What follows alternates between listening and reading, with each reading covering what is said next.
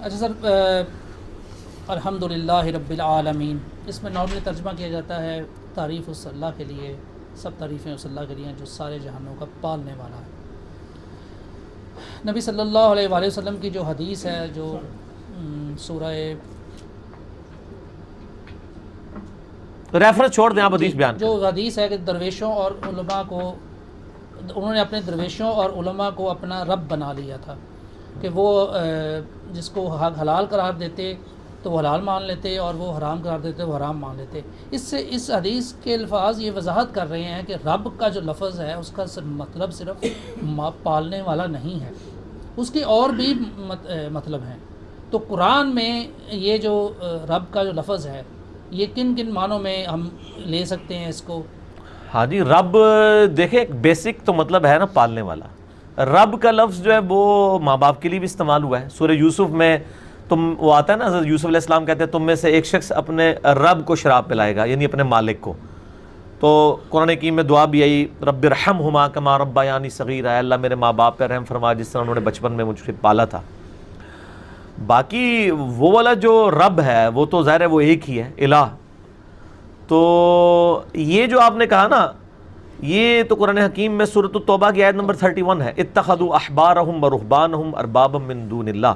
یہود و نصارہ نے اپنے علماء اور اپنے درویشوں کو جو ہے وہ احبار کہتے ہیں، وہ علماء جو علم کی گہرائی میں اترے ہوئے ہوں، یعنی آج کے دور میں جو مفتی اعظم جس طرح ہم کسی کو کہہ دیتے ہیں، ورہبانہم، اور راہب جس طرح آج کل وہ کہتے ہیں قطب الاقطاب، یا وہ بڑے بڑے ایک القابات دیتے ہیں نا، ان الفاظ میں اللہ فرمایا کہ انہوں نے اپنے علماء کو اور اپنے جوگیوں کو، درویشوں کو، صوفیوں کو رب مان لیا تھا اللہ کے مقابلے پر۔ اور اس کانٹیکسٹ میں ایک ترمذی میں روایت ہے، وہ کمزور ہے لیکن مفہوم کے اعتبار سے وہ بالکل ٹھیک ہے۔ میں نے اس کے اوپر پورا لیکچر دیا، مسئلہ نمبر 71A، بزرگوں کی اندھا دھند پیروی کا انجام اور اس کا علاج۔ اور کہ بھئی عدی بن حاتم سے نبی علیہ السلام جو ہے وہ جب یہ آیت کا مفہوم پوچھتے ہیں تو نبی علیہ السلام فرماتے ہیں کہ کیا تم اپنے علماء اور درویشوں کے کہنے پہ اپنی جو شریعت کی جو حرام کردہ چیزیں ان کو حلال اور حلال کو حرام نہیں مان لیا کرتے تھے، اس چیز کو دیکھے بغیر کہ اللہ تعالیٰ کیا کہہ رہے ہیں؟ ان کا ہاں کرتے تھے۔ تو کہا یہی تو ان کو رب بنانا ہے۔ یہ روایت کمزور ہے لیکن اب مفہوم میں ٹھیک ہے۔ اس کو میں نے پھر سپورٹ کرنے کے لیے قرآن پاک کی آیات پیش کی ہیں۔ سورۃ الاحقاف میں نہیں آتا ایتونی بکتاب من قبل ھذا او اثارۃ من علم ان کنتم صادقین۔ اے نبی علیہ السلام ان سے فرمائیے کہ اگر تم نے مجھ سے کوئی بحث کرنی ہے تو مجھے یہ نہ کہو کہ بزرگ فرماتے ہیں، حضرات فرماتے ہیں، فرما دیا ہے انہوں نے، ہم نے سنا ہے، اسی تے بچپن تو اینج کر دے ہیں۔ نہیں، ایتونی بکتاب من قبل ھذا، کتاب لے کے آؤ کوئی اس قرآن سے پہلے، او اثارۃ من علم، یا نبیوں کے آثار اور وحی کے معاملات جو چل رہے ہیں حدیث وہ لے کے آؤ ان کو تم صادقین اگر سچے ہو۔ آج یہی بات تو ہم کہتے ہیں کہ لے آؤ، کیڑی گل تہاڈی کتے لکھی ہے؟ ایک اللہ دے بندے چھڑولے چھوڑ دیندے ہو، سارے مگر پہ جاندے نے، اور ساڈے لوگوں نے مصیبت پا دیندے جی آج ہم نے فیس بک پہ یہ حدیث پڑھی ہے، یہ اور آج ہم نے ایک عالم صاحب سے یہ سنا ہے۔ بھائی جس عالم صاحب سے سنا ہے اسی سے پوچھو، جس نے فیس بک پہ شیئر کرائی اس سے پوچھو یہ تو نے کہاں سے جھوٹ سنا؟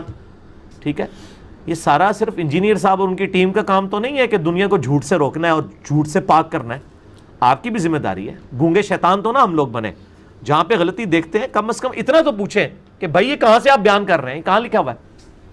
تو قرآن تو نہیں ان چیزوں کو مانتا، قرآن تو کہتا ہے ایتونی بکتاب من قبل ھذا، لو کتاب کوئی ہے تو، او اثارۃ من علم، یا علم کے کوئی آثار ہیں۔ اور یہاں میں کئی علماء کو سن رہا ہوتا ہوں، یار مجھے حیرانگی ہوتی ہے کہ وہ یہ اپنی داڑھیوں سے اور پگڑیوں سے کس طریقے کو عوام کو اپنے پیچھے لگائے ہوئے ہیں۔ وہ کہتے ہیں یہ سارا دین کتابوں میں نہیں ہے، دین سینہ بسینہ آ رہا ہے۔ ہاں، وہ اصل میں یہ کہنا، ان کو چاہیے کہ وہ اس طرح کہا کریں کہ ہم جو کچھ کر رہے ہیں وہ قرآن حدیث میں کوئی نہیں ہے، لہٰذا ہم سے قرآن حدیث کرنا ڈیمانڈ کیا کرو، یہ کہا کریں۔ پھر ہم آپ کو حدیث سنائیں، الموطا امام مالک میں اور المستدل علاقے میں موجود ہے کہ میں اپنے بعد دو چیزیں چھوڑ کے جا رہا ہوں، اللہ کی کتاب اور اس کی سنت۔ بزرگ بابے نہیں چھوڑے، تو نبی علیہ السلام تو امت کو کتاب و سنت کے حوالے کر کے گئے ہیں، آپ نے تو یہ بھی نہیں کہا کہ میں اپنے بعد جو ہے وہ فلاں فلاں شخص کو چھوڑ کے جا رہا ہوں، کیونکہ شخصوں نے بھی تو فوت ہی ہو جانا تھا۔ نبی علیہ السلام کی وفات کے 2.25 سال کے بعد حضرت ابوبکر کا سٹیٹس بھی وہی ہو گیا، فوت ہو گئے۔ نبی علیہ السلام کی وفات کے 13 سال کے بعد حضرت عمر کا بھی سٹیٹس وہی ہو گیا, شہید ہو گئے.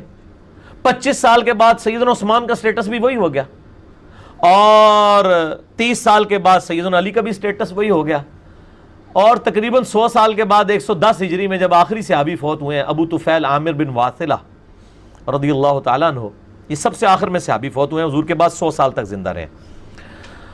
ان کے بعد تو روئے عرض پہ کوئی صحابی نہیں ہے نا. تو آج 1439 ہجری چل رہا ہے, تو آخری صحابی کو بھی فوت ہوئے پہ جو ہے وہ آپ سمجھ لیں 1339 سال تو گزر چکے ہیں. ٹھیک ہے نا جی. تو نبی علیہ السلام نے صحیح فرمایا کہ میں اپنے بعد کتاب و سنت چھوڑ کے جا رہا ہوں, کیونکہ صحابہ نے تو فوت ہی ہو جانا تھا, تابعین نے بھی فوت ہو جانا تھا, تبع تابعین نے بھی فوت, کل نفس ذائقۃ الموت. تو شخصیات کے حوالے کرنے کا تو رسک لیے نہیں جا سکتا تھا, اسی لیے کہا کہ قرآن اور سنت. اور وہ جو اہل بیت والی حدیث ہے غدیر خم کی مسلم شریف میں, اس میں بھی یہ نہیں کہا کہ اہل بیت کو پکڑنا, کہا اہل بیت کے بارے میں اللہ سے ڈراتا ہوں, ان کا احترام کرنا ہے, ان کے ساتھ حسن سلوک کرنا ہے. پکڑنے کا وہاں پہ بھی قرآن کو ہی کہا. صحیح مسلم میں جو اوپر تلے 4 حدیثیں ہیں, قرآن میں ہدایت ہے, یہ اللہ کی رسی ہے, اسے پکڑو گے ہدایت پہ ہوگے, اسے چھوڑ دو گے گمراہ ہو جاؤ گے. ٹھیک ہے نا جی. تو یہ ساری کی ساری چیزیں بالکل واضح ہیں, ہم لوگوں کو صرف سمجھا ہی سکتے ہیں. باقی تو علماء کو یہ اب یقین ہے کہ ان کا دین کتابوں میں نہیں ہے, اسی لیے وہ کتابوں کے بارے میں کہتے ہیں یار وہ سارا دین کتابوں میں نہیں ہے. اب یہ بات اگر آپ کسی انگریز کے سامنے کر دیں تو کہے گا یار پھر اللہ سے بندو پھر دین کیڑا ہے, سینے تو سارا نہیں مختلف نے, انڈیا پاکستان والے سینے ڈیفرنٹ نے, ایران والے سینے ڈیفرنٹ نے, سعودی عرب کے سینے ڈیفرنٹ ہیں, کتابیں ہی ہیں جن پہ ہم متفق ہیں, قرآن, بخاری اور مسلم. تو یہ بیسیکلی انہوں نے اپنی ہار تسلیم کر لی ہے, یعنی انہوں نے صرف کہہ دینا کہ وہ آچک دیتے ہیں بھائی ہم سے کوئی قرآن حدیث نہ ڈیمانڈ کرے کیونکہ ہم سینہ بسینہ علم لے کے چل رہے ہیں. اس پہ میرا مسئلہ نمبر 55A ہے, علم لدنی سے متعلق فرقہ وارانہ نظریات کا تحقیقی جائزہ, جس میں میں نے بتایا کہ صحابہ کرام تو اس چیز کو ایمان کے منافی سمجھتے تھے کہ کوئی شخص کہے کہ سینہ بسینہ دین جا رہا ہے. بخاری و مسلم کی حدیث ہے, اما عائشہ کہتی ہیں جس شخص نے کہا کہ نبی علیہ السلام نے دین کی کچھ باتیں تو ظاہر کر دیں, کچھ چھپا لی, یا کچھ خاص لوگوں کو دے دیں, تو اس نے اللہ اور اس کے رسول کے اوپر جھوٹ باندھا ہے. نبی علیہ السلام اوپن مجمع میں, جو مسلم شریف میں حدیث ہے, یوم النہر کا خطبہ اور حجۃ الوداع کا خطبہ بخاری مسلم میں آتا ہے, آپ نے پبلکلی پوچھا کیا میں نے تم تک دین پہنچا دیا؟ کسی نے نہیں کہا یا رسول اللہ جڑی منو سیڈ تے ہو کے تسی خاص گل دسی سی وہ میں باقیوں نوں دسنی ہے. کہا جی پہنچا دیا. فرمایا اب تمہاری ذمہ داری ہے سب لوگوں تک پہنچا دو. کسی نے نہیں کہا جی مجھے کوئی خاص بات بتائی گئی تھی, نہیں کوئی ایسی بات نہیں, پبلکلی بتائی گئی. بخاری مسلم میں حدیث ہے, مولا علی علیہ السلام اتنے قریبی, ان سے آ کے لوگ پوچھ رہے ہیں کہ آپ کو نبی علیہ السلام نے کوئی خاص دین اللہ سے سکھایا؟ اگر مولا علی کو نہیں سکھایا تو تواڈے بزرگ تے تواڈے علماء کہڑے کھاتے جنے؟ انہوں نے کہا نبی علیہ السلام ہمیں قرآن دے کے گئے. یا انہوں نے ایک تلوار کی نیام میں سے ایک صحیفہ نکالا جس میں قیدیوں کے احکامات لکھے ہوئے تھے, اور یہ لکھا تھا کہ جو شخص اپنے باپ کا نام بدل دے اس پہ اللہ کی لعنت, فرشتوں کی لعنت, تمام لعنت کرنے والوں کی لعنت, اور قیدیوں کے احکامات لکھے ہوئے تھے جس کی حضرت علی کو ضرورت پڑی تھی, کیونکہ باہر میں ظاہر مسلمانوں کے خلاف جب ان کو تلوار اٹھانی پڑی تو ان کے پاس یہ احکامات موجود تھے کہ مسلمانوں سے جب جنگ کرنی ہے, جو قرآن میں ہے کہ جب کوئی گروہ باغی ہو جائے اس سے قتال کرو سورۃ الحجرات میں, تو ان کے قیدیوں کے ساتھ کیا کرنا ہے, کیا ان کو لونڈیاں بنانا ہے, نہیں بنانا, یہ سارے احکامات وہ شرعی احکامات تھے. کوئی لادہ سے ان کا قرآن فام القرآن ہی دے کے گئے ہیں نبی علیہ السلام, قرآن اور سنت ہی دے کے گئے الحمدللہ. اچھا سر وہ جو تجویز الہ کے حوالے سے تھی, اگر رب کے حوالے سے بھی, اگر ہاں جی رب کے حوالے سے میں نے بتا دیا نا کہ اگر قرآن میں ہم دیکھیں کہ رب کہاں کہاں استعمال, ہاں تو ٹھیک ہے کریں, ضرور کریں. اچھا سر انبیاء کے درمیان جو یہ اس طرح کے پتہ سوال کیوں کر رہے ہیں, انجینئرنگ جیڑی اپروچ ہوندی ہے یہی ہوندی ہے, لفظ کنی بار آیا, کتنے کتنے آیا, کتنے کتنے یوز ہوتا ہے, اس لیے بات کر رہے ہیں. اور یہ ظاہر ہے کہ ہم نے جو اتنا مینیجبل فارم میں ہر چیز کو ریکارڈ کرایا یہ ہماری دنیاوی کمپیٹنسی ہے.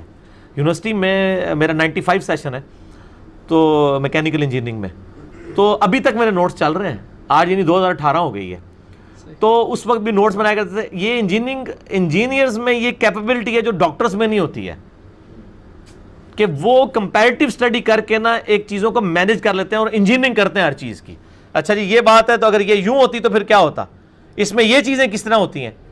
یہ ایک اپروچ جو ہے نا یہ بڑی آپ کو بینیفیشری ہے. میں کہتا ہوں کہ علماء جو مدرسوں سے پڑھ کے نکل رہے ہیں ان کو تھوڑا سا انجینئرنگ بھی پڑھایا کریں, تاکہ انجینئر صاحب کا جو ان کے زوم میں ایک فتنہ ہے اس کا مقابلہ کر سکیں. اس کے لیے آپ کو پہلے انجینئرنگ کی ڈگری بھی چاہیے, خالی علم دین سے نہیں معاملہ حل ہوگا. یہ ایک چھوٹی سی اگر میں یہ تجویز پیش کروں کہ اس رمضان میں ہم ظاہر ہے رمضان میں سارے لوگ قرآن پاک ایک دفعہ ختم کرنے کی کوشش کرتے ہیں، کم از کم ایک دفعہ. تو اس رمضان اس کی اصلاح کریں، قرآن پاک عربی میں ختم کرنے کی کوشش کرتے ہیں سر. ہاں تو اس دفعہ اگر ہم یہ تجویز ہو اس ویڈیو کی وساطت سے کہ ہم جہاں جہاں پہ الہ کا لفظ آیا ہے اس لفظ پہ تھوڑا سا غور کریں اور پھر آگے چلتے جائیں، تو یہ تجویز کیسی ہوگی؟ بہت اچھی تجویز ہے، لیکن میں تو آپ کو مشورہ دوں گا کہ اس وقت امت کا مسئلہ صرف قرآن پاک میں ایک جگہ جو الہ کا مفہوم آیا نا وہ اگر سمجھ لے تو یہ امت جو ہے توحید کے اوپر آ جائے گی. اور وہ آیت ہے جو آپ نے کہی ہے، سورۃ النمل کی آیت نمبر 62، امن یجیب المضطر اذا دعا ویکشف السوء ویجعلکم خلفاء الارض االہ مع اللہ، کیا اللہ کے ساتھ کوئی اور الہ بھی ہے جو تمہاری تکلیفیں دور کرے؟ امت میں یہی تو ننگا شرک آیا ہوا ہے. امت میں کوئی شخص نبی علیہ السلام کو اللہ کا بیٹا نہیں مان رہا. یعنی اس حد تک تو توحید اللہ نے ایسی اس امت میں کہ خمیر میں شامل کی ہے کہ آج تک کسی کی جرت نہیں ہوئی ہے. نماز میں سارے پڑھ رہے ہیں محمدن عبدہ ورسولہ. کوئی مسلمان حضرت عیسیٰ علیہ السلام والا وہ جو اوریاں شرک جو حضرت عیسیٰ علیہ السلام کے ماننے والوں نے ان کی طرف منسوب کیا اس امت میں نہیں کر رہا. شرک کہاں آیا ہے؟ غیر اللہ کو پکارنے کے لیے، بزرگوں کو، اولیاء اللہ کو، انبیاء کو، فرشتوں کو، جنوں کو، اس میں آیا ہے. تو آپ اتنا زیادہ ان کے لیے بکھیڑا نہ ڈالیں. ان کو کہیں کہ 20ویں پارہ، اچھا چلیں اس میں ان کو بتا دوں 20ویں پارے میں جو پہلا صفحہ ہے نا جس میں یہ آیت آتی ہے، یہ ایک صفحے کا ٹیسٹ جو ہے نا آپ دیکھیں اس کائنات کے اندر کون کون سی ہستیاں جو ہیں وہ پوری کرتی ہیں. یہ اللہ تعالیٰ نے اس کے اوپر میں نے پھر اسپیشل گفتگو بھی کی تھی. 20ویں پارے کا جی پہلا صفحہ پڑھ لیں سارے، پارہ نمبر 20 کا، جس میں اللہ تعالیٰ نے اپنی ساری کوالٹیز گنوا دی ہیں. الہ ہونے کی کوالٹی، پھر ہر ایک کے ساتھ سوال کیا. یہ بتاؤ کہ بھئی یہ زمین کے اندر جو ہے وہ بارش کون برسا رہا ہے، اور یہ بتاؤ کہ تمہیں ہدایت کون دیتا ہے سمندروں کے اندھیروں کے اندر، یہ بتاؤ کہ مخلوق کو کریشن ایکس نہیلو عدم ماس سے وجود کون بخشتا ہے، جب کوئی نہیں ہوتا تو اللہ تعالیٰ اس کو پیدا کر دیتا ہے. بتاؤ زمین و آسمان میں غیب کون جاننے والا ہے. ٹھیک ہے جی. اور اسی طریقے سے زمین کو کس نے تمہارے لیے بچھونا بنا دیا ہے. بتاؤ یہ زمین میں درخت کس نے اگائے ہیں. اس طرح کی کئی ایک چیزیں جو ہیں 20ویں پارے کا پہلا صفحہ پڑھا لیں جی، زیادہ لمبی نہ ڈکٹیشن نہ پڑھاؤ. ٹھیک ہے نا، پہلے ہی قرآن کو نسے نے. اور کتنے یہ ظلم کی بات ہے. لوگ کہتے ہیں جی دنیا میں سب سے پڑھی جانے والی کتاب قرآن ہے.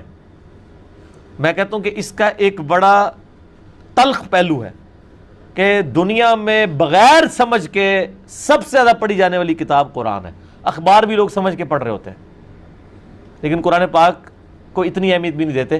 تو یہ رمضان کے اندر میری ریکویسٹ ہے، جو لوگ اعتکاف بیٹھے ہیں یا مطلب یہ این قرآن میں مکا دیتے ہیں، اللہ دے بندو تسی ایک سپارہ ہی پڑھ لو نا، سورۃ البقرہ ہی پڑھ لو نا، تو تانوں پتہ چل جائے گا یہ جڑا تانوں پٹی پڑھائی ہے نا جو کچھ بھی ہے اللہ تیرے محبوب کی امت سے ہے. ایک اس طرح کی امت پہلے بھی گزری ہے جس نے یہ دعویٰ کیا تھا جو کچھ بھی ہے اللہ ابراہیم کی امت سے ہیں، ابراہیم کی اولاد ہیں. اللہ تعالیٰ نے فرمایا ضربت علیہم الذلہ والمسکنہ، ہم نے ان کے اوپر ذلت اور مسکنت، چونکہ انہوں نے پیغمبروں کی نافرمانی کی ہے. سورۃ البقرہ کے پہلے 9 رکوع جو ہیں، پہلے 4 رکوع کے بعد جو کنزیکٹیو اگلے 9 رکوع بنی اسرائیل پہ جو مقدمہ اللہ نے ان کی بادعمالیوں کے سبب جو ہے وہ قائم کیا ہے، جس میں 7 یونیورسل ٹروتھ آئے ہیں.